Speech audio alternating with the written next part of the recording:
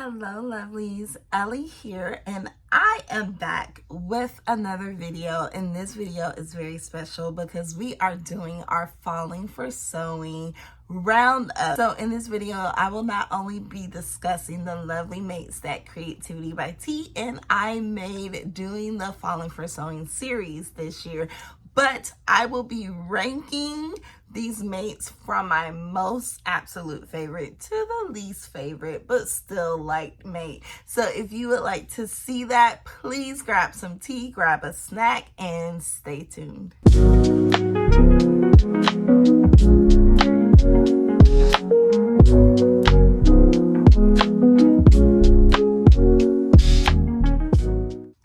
So let's hop in. This is going to be so fun because I will be able to give you guys an honest impression of my mates. I felt throughout the series we were trying to go, and I didn't have time to really tell you the nitty gritty about each mate. So this video is for that. So number one, my most favorite make in this series was definitely the pumpkin spice and everything nice lounge set that I have on right now. So let's talk about the patterns. As a reminder, I did use Simplicity. I'll go ahead and put a picture up as well. Simplicity 9679. This was a very simple make. As you can see, it looks like it's it has some difficulty to it because of the neckline, but very easy. The neckline is just simply cutting out the pattern. Everything else comes together smoothly. It was a pattern that I made like literally within an hour. Like when I cut it, it took me probably less than an hour to make it, which was very rare when doing these patterns. So I love that. I also self-drafted the pants. That was very easy. I just used a pattern that I already had made and cut out the pants, sewed the pants, very easy. Hemmed them. I didn't even have a pattern for the waistband. I just simply measure my waist.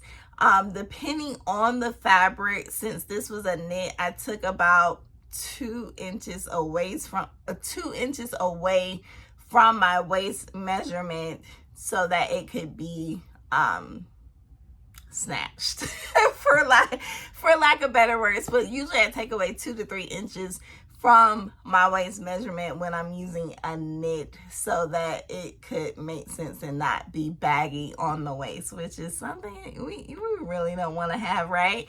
I think what I love most about this make, this two-piece, is the fabric.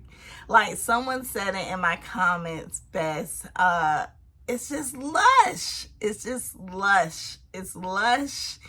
It's luxurious. It's just the perfect fall fabric. Like if I could pick a fabric that explained fall or that took on the essence and beauty of fall, it would be this, because it's the perfect shade, the perfect texture. I love that it has this kind of like, I guess, horizontal line feature. You can see it better in the pictures. I didn't talk about it much in my original video, but yeah, I love that it's not only a crushed velvet, but it does have kind of like scrapes. I wouldn't call them stripes, but it has textured lines throughout the fabric, which makes it even more special. So yeah, I love this make. It took, like I said, it took me all together for the top and the pants 2 hours. And let's be honest, since we're having an honest chat, I made this make like 2 days before I posted the video. So that goes to show you that this was a very easy make because I was rushing and I was like, what can I make? And it turned out to be my favorite, not only because of the look of it, but because of the practicality. And I don't even recognize myself right now by saying that, because I, throughout my life, have not been the most practical with my fashion.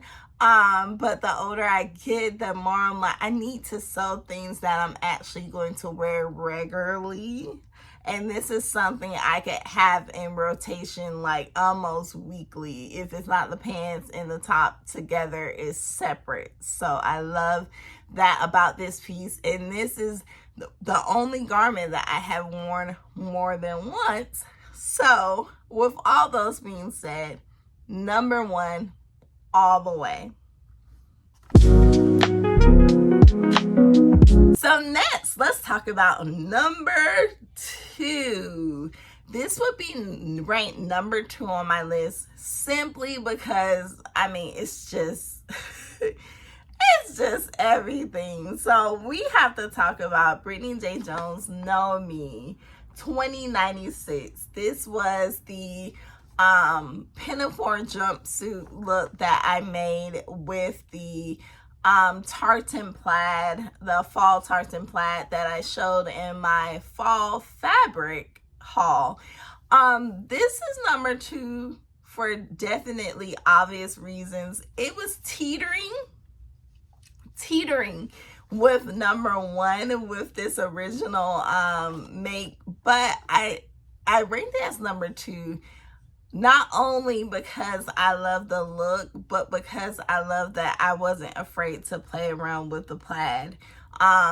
With plaids, it can be iffy. I know some sewers that don't care at all and they don't match their plaids at all, and they really don't care how it turns out, and they love, they love how it turns out regardless if it's matching or not. I know some sewers that are sticklers for plaid, and they literally, it has to be absolute perfect or they're not doing it. And for me, I wanted to just have some fun with the plaid, so I'm glad that I cut the bodice on the bias. The only thing about that, which I did not say in my original video, is as I was talking, I did talk about how it was too long in the original video, and that's because I cut on the bias. It was stretching.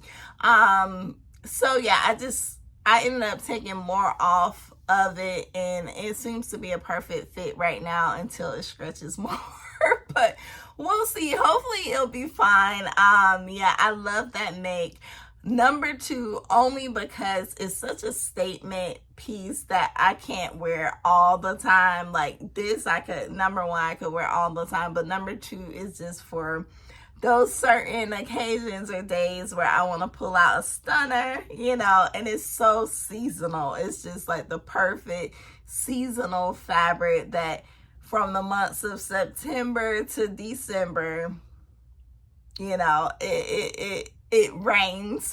So yeah, I definitely love that pattern. The only thing I will say, behind the scenes, what really happened in regards to this pattern is it took entirely too long. It is such a simple pattern as far as the style of it, the pinafore look, the pants, even the fly front. Like the fly front did not take as long, and I expected that would take up most of the time, but it wasn't the fly front that took up most of the time, or the pants at all. It was the bodice. Like it took, I don't know if it was me or what was going on, but it took me forever to finish that line bodice. It just longer than I wanted it to be. So next time around, I'm just gonna keep that in mind when I'm scheduling out this make, because that bodice takes longer than I thought it would. The pants are pretty easy, they come together easy. It's just the bodice that just took so long. So that is number 2 on my list for my favorite falling for sewing makes. All right, number 3. So let me refresh your memory. Let's go all the way back towards the beginning of the series, and let's talk about this baby. So McCall 7626, this was my favorite, definitely modification. So I did do view D. If you can see that right there, I'll just go ahead and show the picture. I did do view D, and I love this mate because I was able to modify it to what I really wanted. So I originally started out wanting to do the one-piece romper overall look because we were going to do an overall style pattern. As I was making the pattern, I realized that it would be better as a two-piece. So what I did was keep the bodice separate from the pants, and that was the best idea I could have ever done styling wise, because it gives me more versatility. So although I love the look of the one piece overall, you know, overall look, I love that I was able to separate it and make it even better. So what really happened with this make? So let's talk about the construction of this make. I did not want to put a zipper in this make. I will be honest, I did not want to put a zipper. As I've said before, your girl is busy. This was around the time where I had to go to DC for school, and I had a choice to make. Either I was going to take the time to put the zipper in it, or I was just going to lean heavily on the stretch of the fabric, because this fabric, although woven, was a stretch woven, so it did have stretch to it. What I did not consider is the interfacing that I put in the waistband. So that interfacing was stiff. It was not going in anywhere, and I kept the waistband on the top of the bodice. So what I did, let's rewind. I kept the waistband from the pattern that was provided through the pattern on the bodice because I like that look, right? And I made another waistband to put on the pants. So it was two different waistbands, right? So what I should have done was took that waistband off the bodice, because I did not consider that I had put interfacing in it, and it was just way too stiff. I could not. I was your girl. Let's have an honest talk, you guys. Come closer. Your girl was like, trying to get this thing on. So that being said, I had to add fabric to the back. I had to add a panel of fabric to the back of the bodice to give me some extra space. This is not what I talked about in the video, because I was still trying to figure out if I was going to just go ahead and add the zipper or take off the waistband or what I was going to do. So what I ended up doing was taking the panel out of the back of the bodice, shearing it, and then putting it back in the bodice so that I can have extra stretch, and taking off that waistband, because that waistband was just like, I don't know I don't know what I was thinking, but yeah, that was not a good idea. Yeah, so the veteran sewist in me, she was not there that day, and that's okay, you guys. That happens. Like, us sewists make silly mistakes all the time, and I wish we talked about it more. So I thought it was helpful to do a what really happened segment of this video, just simply so you can know this stuff did not just come out. This stuff did not just come out smoothly. Like, there were bumps along the road, especially when you're like me, that does not pay attention, like someone who does not pay attention to fabric choices on the pattern. And you know, it's like I follow the directions, but I'm like, I know what I'm doing. I got this. And most times that works, you know, and that's my saving grace, because even when I make a mistake, I don't have instructions to help me with the mistake and help me troubleshoot. I have to lean on my own expertise to figure out how to fix it. And that's exactly what I did with this mate. So this would definitely be number 3 on my list. Not for the look itself, but just for the complications. It kind of bumped it down further on the list, but I love how it looks. I love how I can style it as a schoolgirl look, put a white button down underneath it. I love how I could put a turtleneck underneath it. I love how I can style the top with maybe a skirt, like a mini skirt, tights look, or I could even use the pants for pretty much anything because those are just regular trousers. So yeah, perfect mate. I love how this mate came out. So let's go to number 4. So number 4 is McCall 7877. McCall 7877 has been a mate that I have wanted to create since I actually bought it.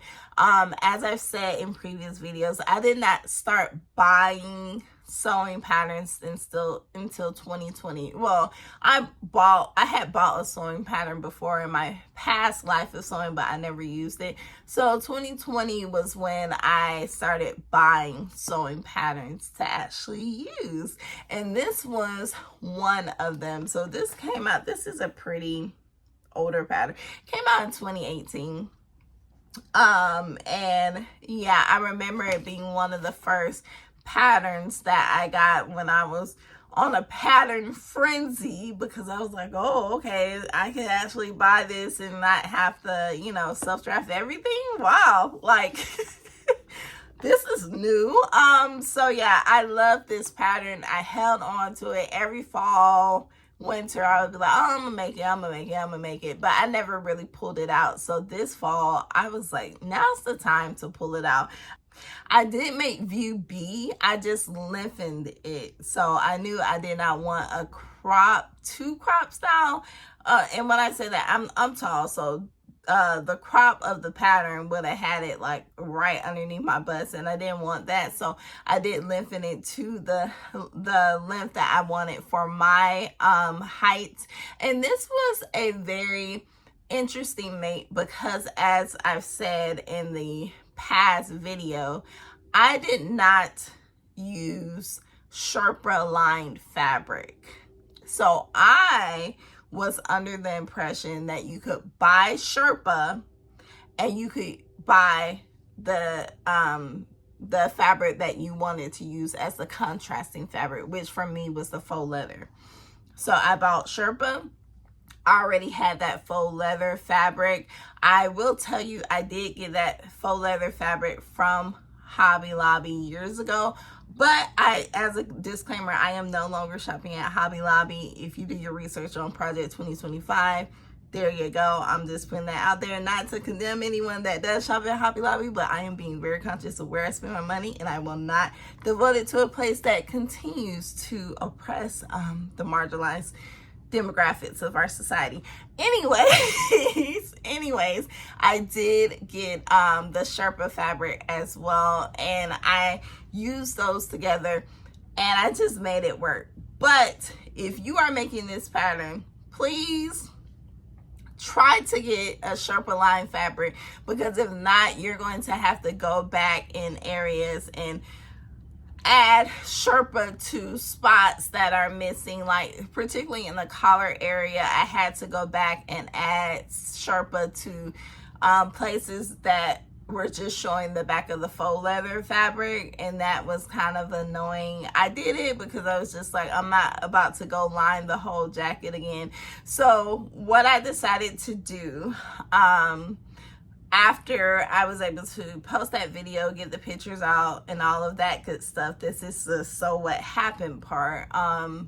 I've decided to take it apart, and the reason I say that is because I just rather just go back and line the faux leather fabric with the Sherpa so that way it has some more weight to it. I did like the way that it came out, but I just feel it would be better if the Sherpa was just throughout the whole jacket. It would be more weighty and sustainable. Right now it's kind of flimsy, and that's because it's just the faux leather, and the cut of it kind of makes it a little flimsy. So I'm just gonna go back and just add the Sherpa to the inside of the jacket to give it some structure and some weight, so that way I could really wear it, because right now I haven't worn it at all because I don't know, it's super cute, and to the, you know, non-sewist eyes, like, oh, that's store-bought, like, that's so cute. But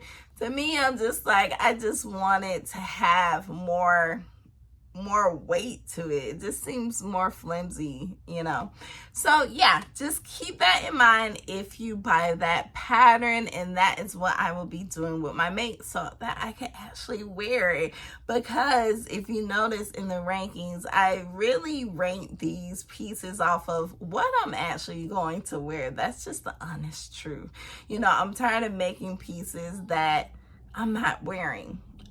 So I just really want to be mindful of making pieces that I'm gonna wear, like I do my ready to wear and my thrifted clothes. Like, if you don't know about me, I'm a sewist as much as I am a thrifter, you know. And when I thrift stuff, like, you see me wearing that stuff all the time, especially with vintage stuff. And I can't say I do that with my me-made stuff. Like, I wear a lot of the stuff I sew, and people know me as a sewist, and people know usually I'm gonna be wearing something vintage or something I made, but not like it needs to be. Like, I make a lot. I would say I wear probably 20% of what I actually make, and that's pretty low, right?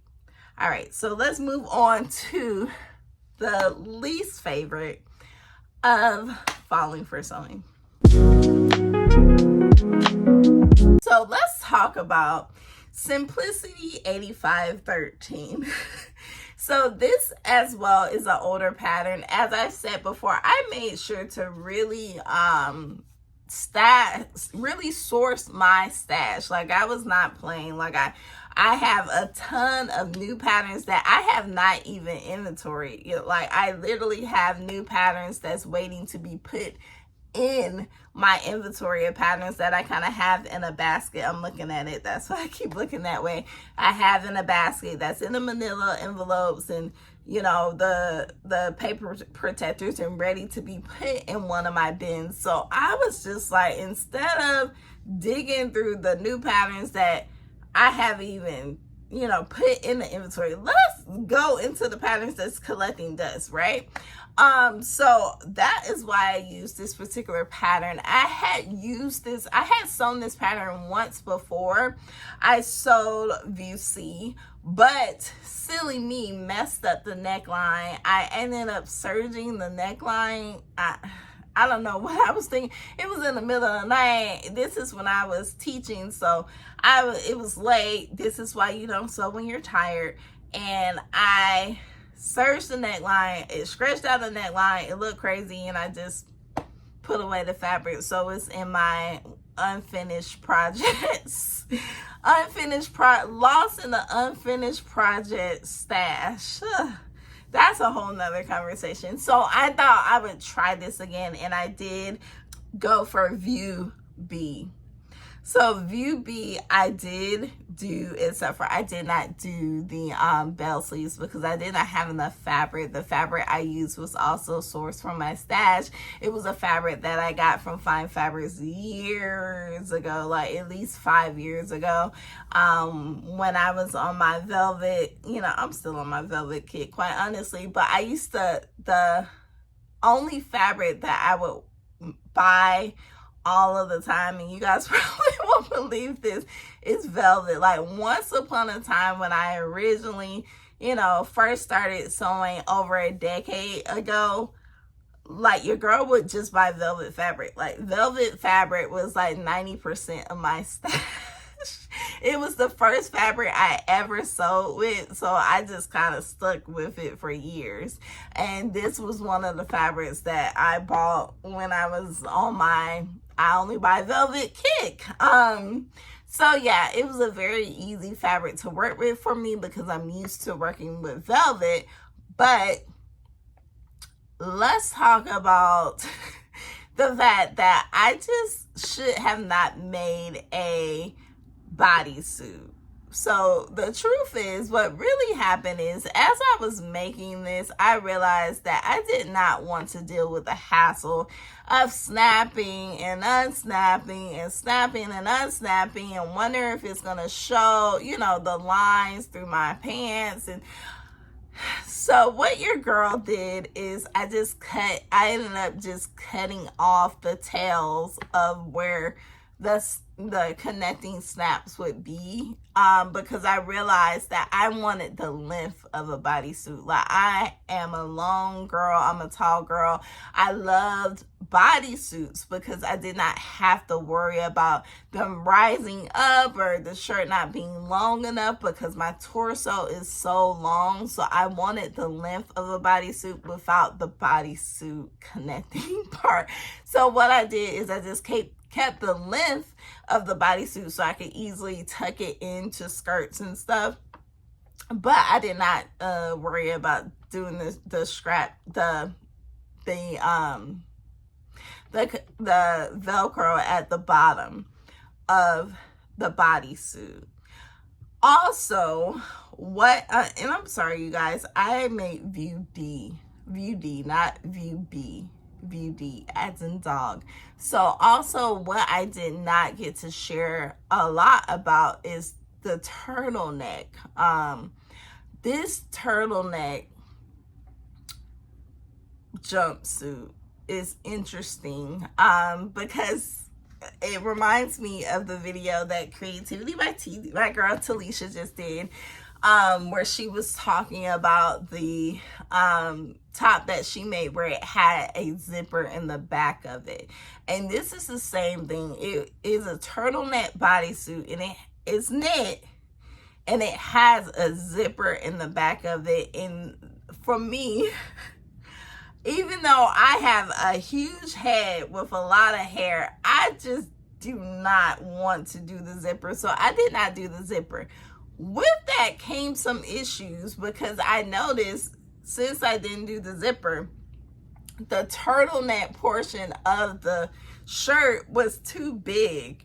And for me, I like my turtleneck. I know a lot of people do not like the feel of turtlenecks, but I love a turtleneck. So I like my turtleneck like fitted on the neck, like not suffocating, but it's just not a good look when you can see like your turtleneck kind of opening out and you can see the neck. I don't like that. I don't like that. Give me a fitted turtleneck. Give me a stiff turtleneck all the way up to here and fit it. If we gonna turtleneck, let's turtleneck. That's just how I feel. That's just how I feel. I love oversized turtlenecks. If you're gonna have like a big turtleneck, at least be oversized so I can kind of like have it up to here. But it just did not look right. So with all that being said, I ended up taking in the turtleneck. I put like, y'all, this is not the professional way of doing this. This is the disclaimer, y'all. I have been sewing for 15 years, and a lot of my techniques are from experience, not from schooling of any sort. I'm very educated, formally educated, just not in fashion design. That is all experience based. So I say that to say I caught myself doing some type of dart situation in the back, and it worked because it pulled the turtleneck to where it needed to be, and that's that. So that's what I had to do to give it the fitted look that I like for my turtlenecks. So it's definitely the least favorite because I will not be sewing this make again. Yeah, it's a no-go for me. Not I will say I probably sew this pattern again, but not the view again, because it just didn't make sense why I have to put a zipper, and then it just the fit was just all off. It was all off, y'all, but I made it work. So yeah, that is my official ranking of my Falling for Sewing collection. I would just like to say thank you so much for those who participated in the Falling for Sewing series. I am going to list the names of the people who I know were tagging and making. I'll be posting pictures right here as well so you can see them. It was so many beautiful fall mates. I hope you enjoy those mates. I hope you really wear them out in Atlanta. You know, I was hopeful, you guys. I was hopeful for a beautiful fall season. The leaves are out, but for some reason it's just warm. The temperature will not go down. So yeah, I am frustrated because the thing about Georgia is it will do this. It will be warm and we'll be thinking, okay, fall, you know, winter will feel like fall. No, winter will be freezing. So we'll go from warm to freezing cold. So with that being said, I will definitely enjoy the rest of the fall season that's left. I'm actually about to head to the beach because my son, my brilliant son Parker, is turning 5 years old. I'm about to have a 5-year-old, y'all, and he desperately wanted to go to the beach. He kept talking about it, so we planned a beach trip. So we're just about to enjoy the beach weather in the middle of November. Just gonna have fun doing that. So again, thank you so much. Please do not forget to like, comment, and subscribe. I'm sorry if this video was a little chatty. I just felt like I had to share the real with you guys. And if you have not already, please make sure if you did participate in Falling for Sewing, it's not too late to hashtag Falling for Sewing 2024 or Falling for Sewing, as well as tag myself or Talisha from Creativity by T so that we can see it and share it on our pages as well. And until next time.